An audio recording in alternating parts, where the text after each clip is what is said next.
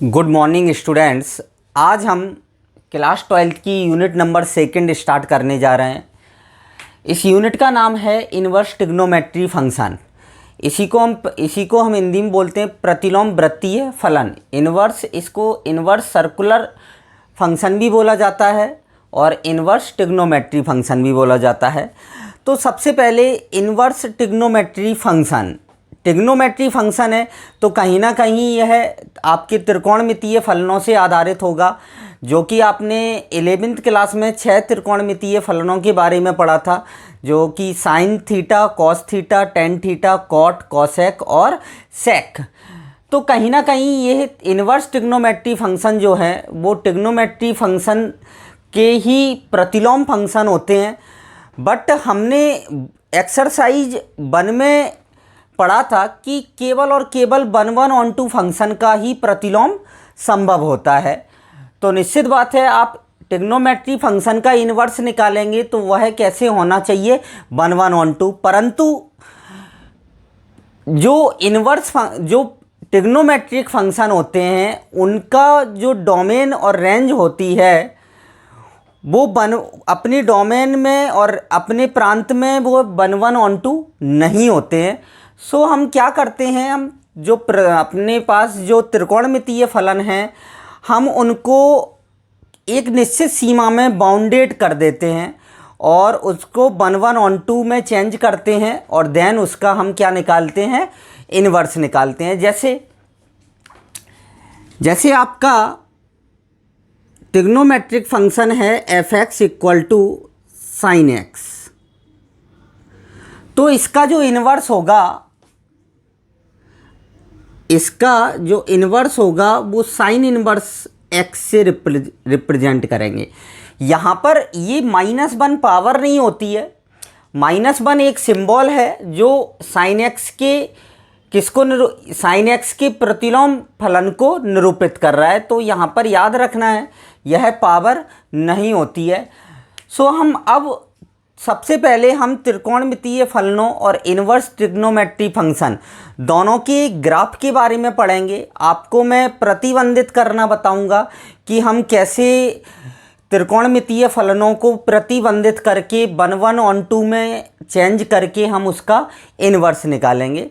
सो आप ध्यान से देखें कि इन्वर्स ट्रिग्नोमेट्री फंक्शन के ग्राफ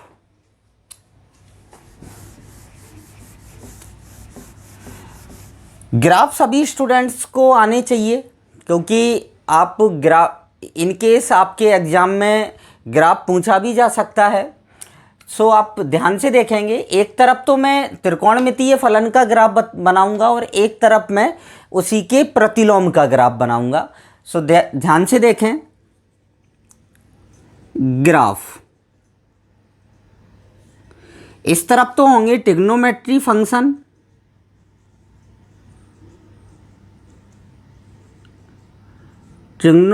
फंक्शन और दूसरी तरफ इसी का inverse trigonometry function ITF, inverse trigonometry function. So सबसे पहले हम स्टार्ट करते हैं साइन x से। f(x) = sin x।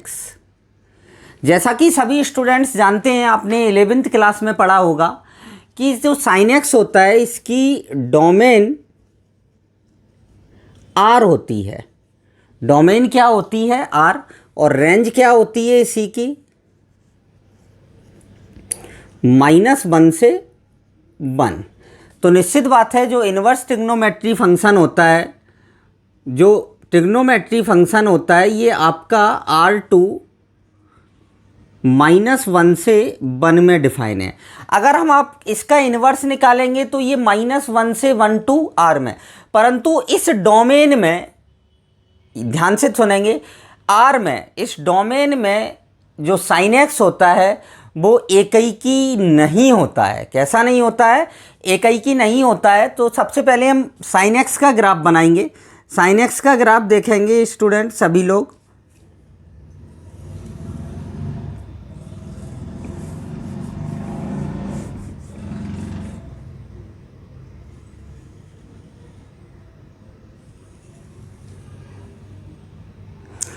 ध्यान से देखेंगे यहाँ पर आप, ये y एक्सिस है और ये x एक्सिस है। रेंज क्या है इसकी, -1 to 1। तो आपने सबसे पहले यहाँ शो अप कर देंगे 1 और यहाँ पर शो अप कर देंगे -1। मीन्स अब जो साइन x का ग्राफ होगा वो इसी -1 से +1 के बीच में होगा। सो आप सबसे पहले ग्राफ बनाएंगे साइन x का।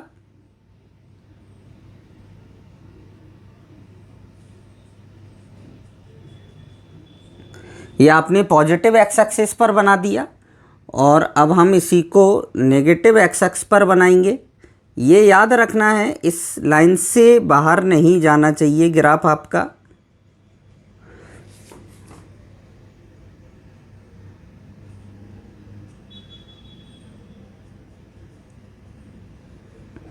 ये आपका साइन x का ग्राफ होता है। ये आपका बाउंडेड हो गया -1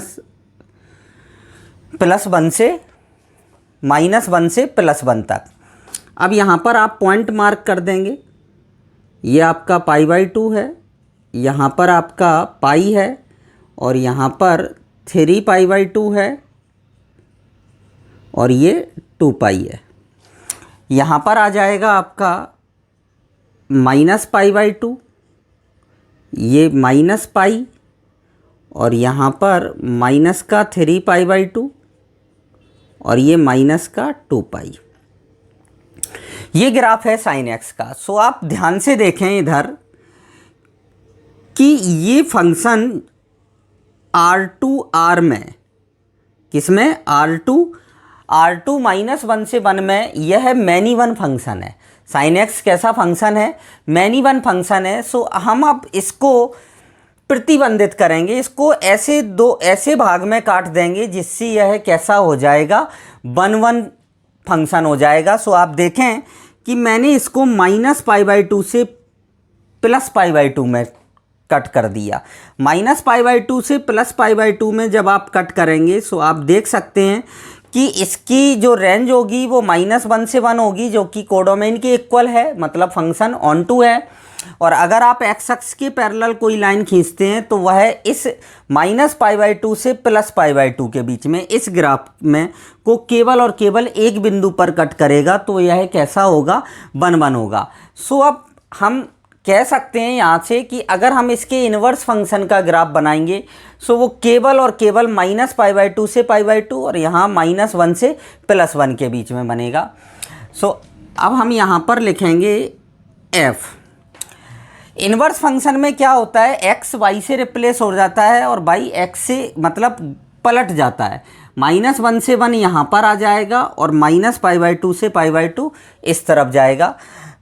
अब हाँ, यहाँ पर हम लिख सकते हैं कि f -π/2 से +π/2 टू -1 से 1 में कैसा हो जाएगा, 1 ऑन टू हो जाएगा। 1 कैसा हो जाएगा, ऑन टू हो जाएगा। सो अब हम इसका इन्वर्स का ग्राफ बनाएंगे। ध्यान से देखेंगे कि निश्चित ये पलट जाएगा।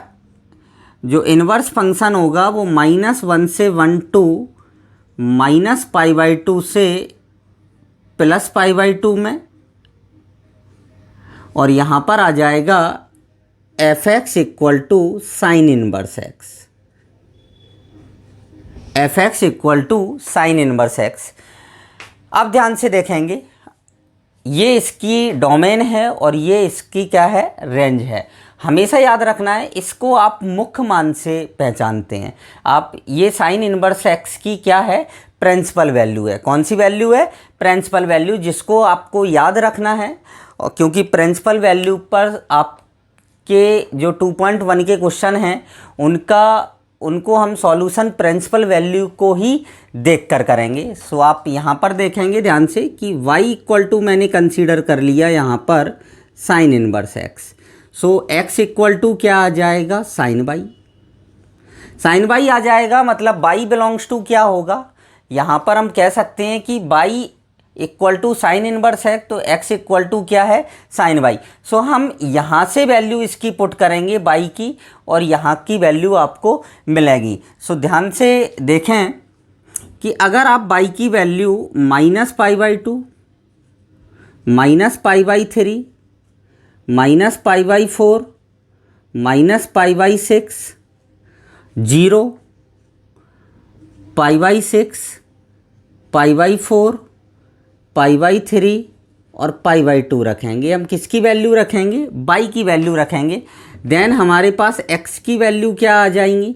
साइन -π/2 क्या होता है? -1, साइन -π/3 माइनस का √3/2, और ये कितना आ जाएगा? माइनस का 1/√2। ये कितना आ जाएगा? माइनस का 1/2। ये 0, यहाँ पर प्लस 1/2, ये 1/√2, ये √3/2, और ये 1। मतलब आप देख सकते हैं कि जो ग्राफ रहेगा वो -1 से +1। एक्स अक्ष पर क्या आ जाएगा आपका? -1 to 1, और बाई अक्ष पर क्या आ जाएगा? -π/2 से π/2। मतलब ग्राफ को आप यूं घुमा देंगे, पूरे ग्राफ को इस टाइप से आप रोटेट करेंगे। सो आप ध्यान से देखेंगे, यहाँ पर हमने यहाँ पर ले लिया -1 और यहाँ पर ले लिया +1। ये आपका आ जाएगा यहाँ पर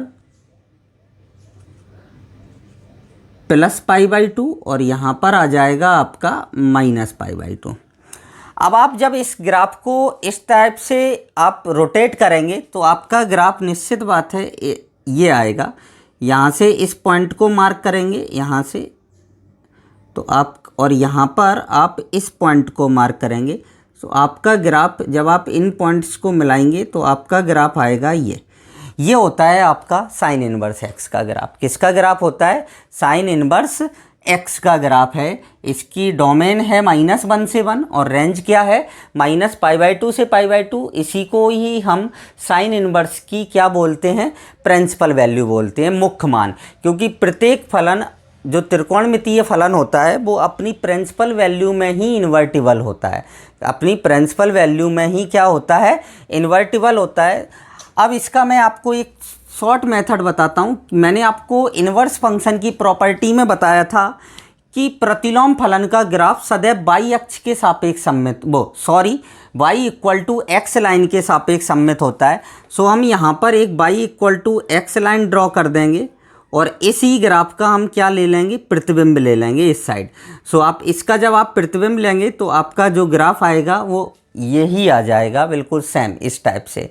सो आप इसको नोट कर लें, साइन एक्स के ग्राफ को। देन हम कॉस एक्स का ग्राफ डिस्कस करते हैं।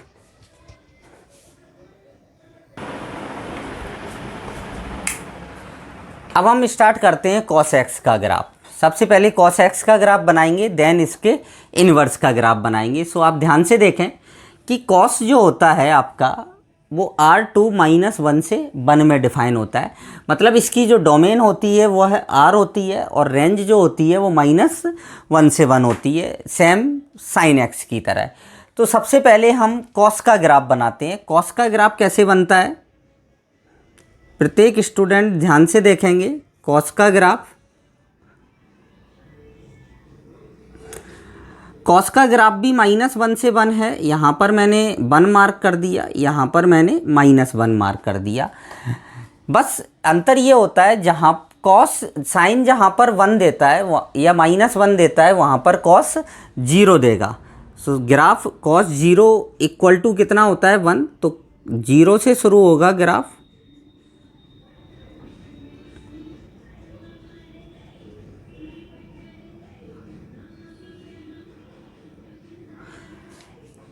और इस तरफ भी सेम, क्योंकि cos -x = क्या होता है? cos x। आपने पढ़ा होगा 11th क्लास में cos -x = क्या होता है? cos x। सो इसका ग्राफ पॉजिटिव एक्स अक्ष पे और नेगेटिव एक्स अक्ष पर बिल्कुल सेम होता है। सो हम यहाँ पर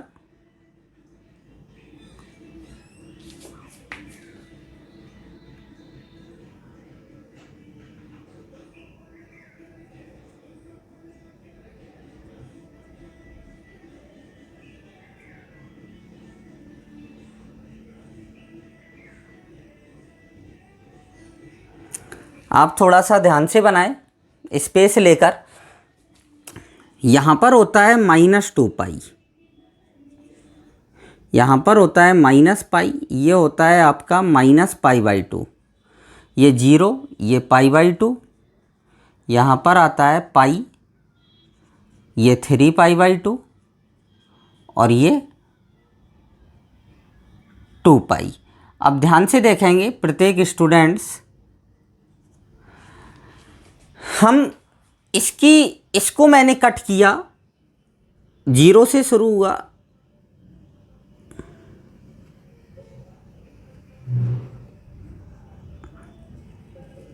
ये इस भाग में जिसको मैं डार्क कर रहा हूँ, इस भाग में यह एक एकैकी और कैसा फलन हो जाएगा, आच्छादक। एकैकी भी होगा और कैसा होगा, आच्छादक। सो मैंने इसको, अगर आप कॉस के ग्राफ को 0 से पाई -1 to 1 में कट करते हैं तो कॉस एक्स जो होगा fx equal to cos x आपका 1/1/2 फंक्शन होगा। कैसा फंक्शन होगा, 1/1/2 फंक्शन होगा ये। अगर आप इसको 0 से किस में कट करते हैं, पाई में। मैंने इसको बाउंडेड कर दिया 0 से किसके बीच में, पाई के बीच में। सो आप यहाँ से हमें साफ दिखता है कि 0 से पाई के बीच में fx equal to cos x जो है वो कैसा होगा, 1/1/2 फंक्शन होगा। अब हम इसी के इन्वर्स की बात करते हैं। सो आप देखें, निश्चित बात है कॉस का जो इन्वर्स फंक्शन होता है वो f -1 to 1 to 0 से पाई, और fx इक्वल टू क्या आ जाता है, कॉस इन्वर्स x। मतलब कॉस की जो प्रिंसिपल वैल्यू होगी वो क्या होगी, 0 से पाई होगी, और इसकी जो डोमेन होगी वो -1 से कहाँ तक होगी, +1 तक होगी। अब इसका हम ग्राफ यहाँ पर मैंने कंसीडर कर लिया y equal to cos inverse x। y equal to आप कॉस इन्वर्स x कंसीडर करेंगे तो यहाँ से आपको क्या मिलेगा, x equal to cos y. x equal to क्या होगा, कॉस वाई।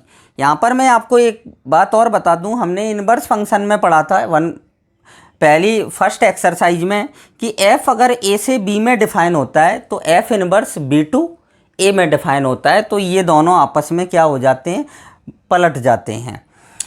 अब देखें आप x equal to cos y, तो कॉस बाई की वैल्यू क्या रख सकते हैं हम, 0 से लेके पाई तक। तो मैंने 0 रखा, π/6 रखा, π/ यहाँ पर 4 रखा, π/3 रखा, π/2 रखा, फिर आपने 2π/3 रखा, 3π/4 रखेंगे, 5π/6 रखेंगे, और फिर क्या रखेंगे, पाई। सो x की वैल्यू आपको क्या मिलेगी, cos 0 1, cos π/6 कितना होता है, √3/2, cos π/4 कितना होता है, 1/√2। जिस स्टूडेंट्स को ये मान टेबल याद नहीं हो वो प्लीज़ इनको लर्न कर ले, क्योंकि आपको दूसरी एक्सरसाइज के क्वेश्चंस हैं उनको करने के लिए इसकी ज़रूरत पड़ेगी।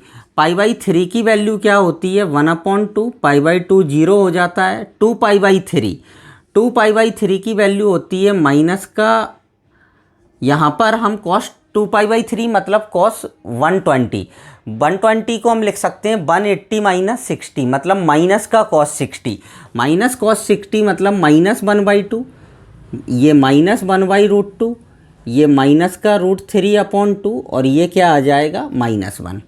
सो ये आपकी टेबल मैंने बना दी त्रिकोणमितीय फलनों के मानों की एंगल पर।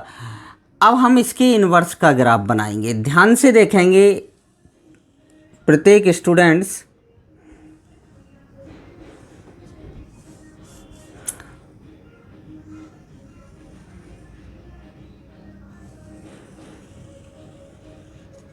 x एक्सिस एंड ये y एक्सिस।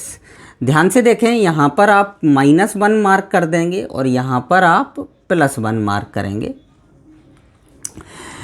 यहाँ पर आप y अक्ष पर क्या मार्क करेंगे, 0 से लेके पाई, 0 से लेके पाई, बीच में π/2 भी मार्क करेंगे, और ऊपर क्या मार्क करेंगे, पाई मार्क करेंगे। अब आप देखें कि आपका ग्राफ cos पाई, आप पाई रखेंगे तो क्या मिलेगा, -1, मतलब -1, तो इसके करस्पॉन्डिंग -1 और यहाँ से पाई, ये पॉइंट आप यहाँ पर मार्क कर देंगे, -1 और और फिर इसका आप ग्राफ बनाएंगे। ध्यान से देखेंगे यहाँ पर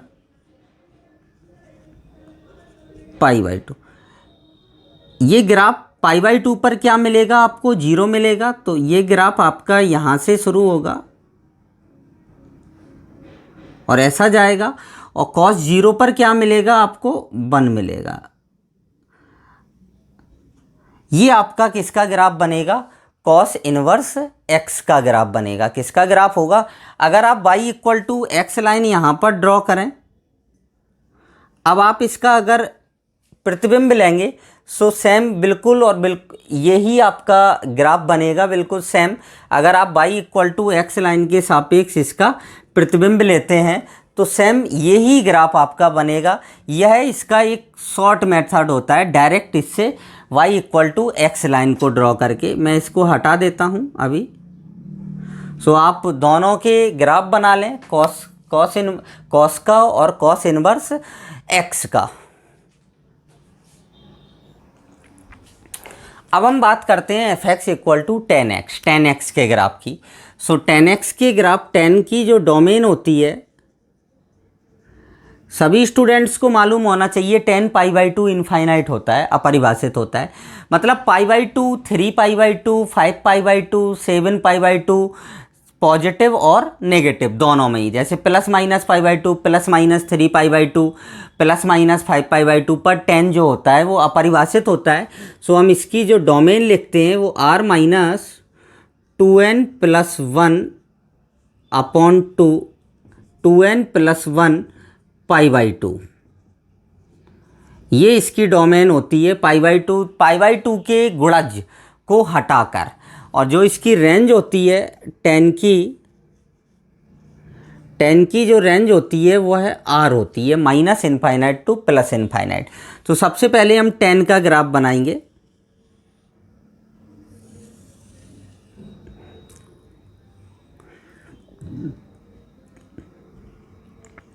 सबसे पहले π/2, 3π/2 इन लाइंस को ये टच नहीं करेगा ग्राफ। सो हम सबसे पहले π/2, 3π/2 पर डॉटेड लाइन ड्रॉ कर देंगे, वर्टिकल डॉटेड लाइन ड्रॉ करेंगे हम इस टाइप से, और यहाँ भी सेम ये इस टाइप से। सो आप ध्यान से देखेंगे कि tan, ये π/2 लाइन है, ये 3π/2 लाइन है, और ये आपकी -π/2 लाइन है, और ये आपकी -3π/2 लाइन है। सो tan 0 की वैल्यू क्या होती है, 0। जैसे जैसे हम एंगल बढ़ाते हैं 0 पर 0, tan 30 कितना हो जाता है, 1/√3, tan 45 कितना हो जाता है, 1, tan 60 कितना हो जाता है, √3, और tan 90 कितना हो जाता है, अनंत। मतलब यह ग्राफ π/2 पर कहाँ से आएगा, अनंत से स्टार्ट होगा और इस टाइप से 0 तक आ जाएगा, ये y एक्स। फिर ऐसे ही tan -θ क्या होता है, -tan θ। tan -θ क्या होता है, -tan θ। तो tan -π/2 पर इसकी वैल्यू क्या आती है, -अनंत आती है। कितना आती है, -अनंत। सो tan -π/2 पर -अनंत, tan π/2 पर, ये जो डॉटेड लाइन होती हैं वो tan की अनंत स्पर्शियाँ कहलाती हैं। क्या कहलाती हैं, अनंत स्पर्शियों का काम करती हैं, जो इस ग्राफ को अनंत पर जाकर स्पर्श करेंगे। कहाँ पर स्पर्श करेंगे, अनंत पर। अब इसी ग्राफ की हम वापस रिपीटेशन करते रहते हैं, बिल्कुल सेम इसी टाइप से।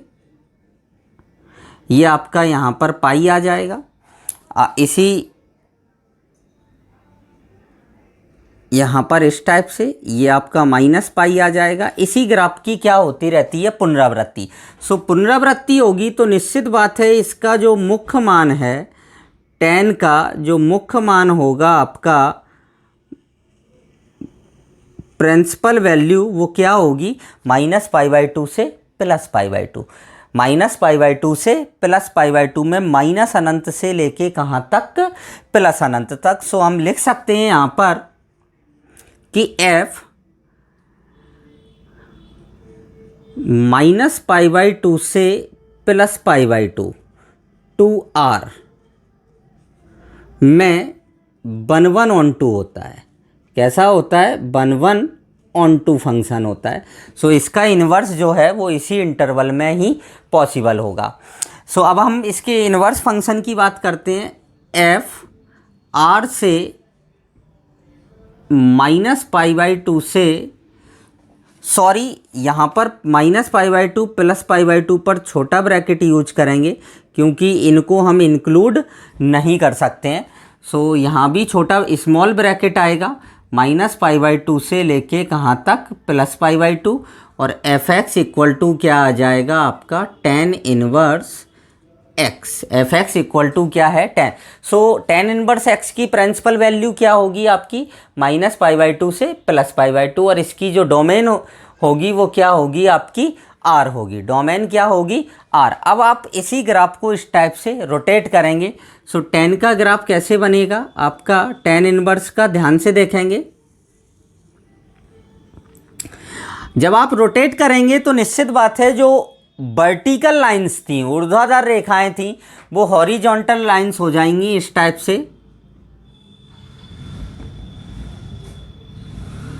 ये आपकी π/2 लाइन होगी और यहाँ पर आपकी -π/2 लाइन होगी। और ये आपका क्या होगा? 0। और यहाँ ये x एक्सिस एंड ये y एक्सिस। सो अब आप इस ग्राफ को देखें कि π/2, अब आप इसको अगर आप रोटेट करते हैं, कैसा करते हैं? आप इसको अगर आप रोटेट करेंगे तो ग्राफ कहाँ से आएगा? इनफाइनाइट से आएगा। और कहाँ तक जाएगा?